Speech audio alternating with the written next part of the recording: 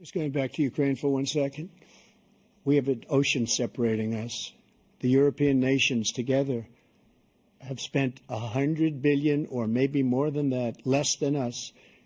Why doesn't he call them and say, you got to put up your money like I did with NATO? As far as Israel and Hamas, Israel's the one that wants to go. He said the only one that wants to keep going is Hamas. Actually, Israel is the one, and you should let him go and let him finish the job. He doesn't want to do it. He's become like a Palestinian, but they don't like him because he's a very bad Palestinian. He's a weak one. President Biden, you have a minute.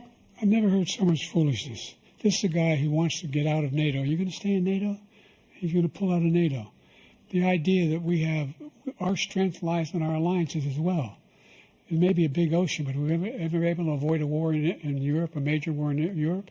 What happens if, in fact, you have Putin continue to go into NATO?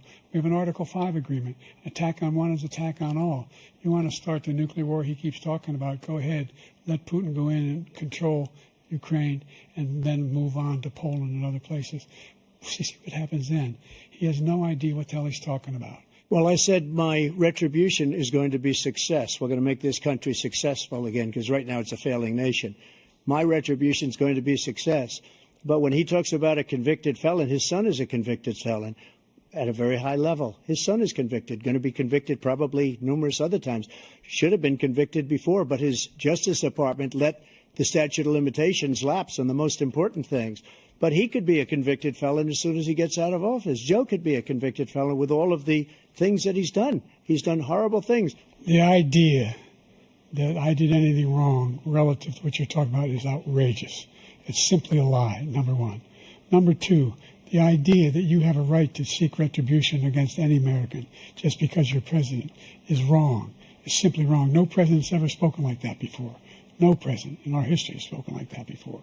Number three, the crimes that you are still charged with, and think of all the civil penalties you have. How many billions of dollars do you owe in civil penalties? Move until we get the total ban on the total initiative relative to what we're going to do with more Border Patrol and more asylum officers. President Trump? I really don't know what he said at the end of that sentence. I don't think he knows what he said either. Look, the fact is that his big kill on the black people is the millions of people that he's allowed to come in through the border. They're taking black jobs now, and it could be 18, it could be 19, and even 20 million people. They're taking black jobs, and they're taking Hispanic jobs, and you haven't seen it yet, but you're going to see something that's going to be the worst in our history.